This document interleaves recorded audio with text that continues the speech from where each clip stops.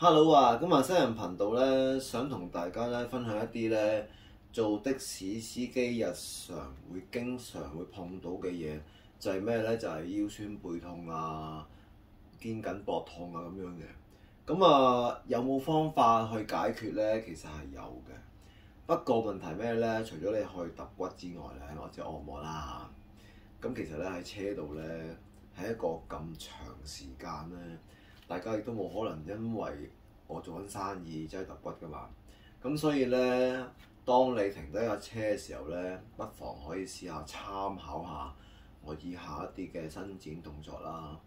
咁本身我自己都係一個健身教練嚟嘅，咁所以嚟講咧，都知道好多問題咧都會發生喺一啲職業司機上邊咧，特別係的士司機啦。好，事不宜遲，咁啊講下咧，我哋咧。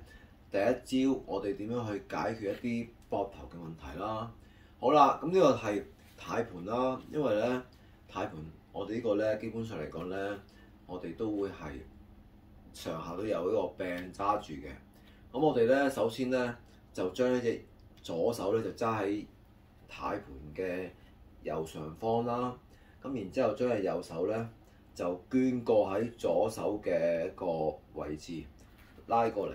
咁我哋咧就可以扯行自己咧，咁你就會發現咧嗰個胸啊、膊啊就會扯得好緊嘅。咁證明一件咩事咧？你已經真係好攰啦已經。好啦，做完呢邊大概15秒之後咧，咁我哋又嘗試下將隻右手咧就反一反過嚟咧，就揸翻個軚盤，將隻左手咧就捐翻過嚟喺右手嘅下邊。再拉一次，好啦，咁啊動作做完之後15秒啦，咁我哋可以重複咧大概3至4次嘅。之後咧，我哋咧點樣去針對咧兩邊嘅腰啦，同埋一啲膊頭啊呢啲手嘅位置咧，去舒解自己嗰個即係繃緊動作啦。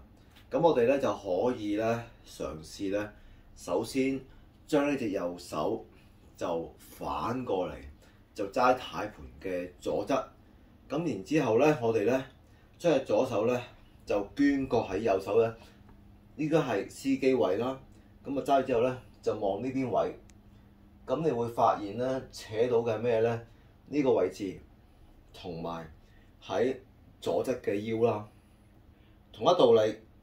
咁我哋咧反翻過嚟之後咧，將隻左手就揸喺軚盤嘅右邊，咁然之後咧將隻右手咧捐過嚟咧，就喺司機位嘅左側嘅位置揸住張凳，一拉嘅時候咧，呢邊就會扯住啦，同埋呢啲咁嘅位置咧都會扯住嘅。咁啊，大概都係15秒啦。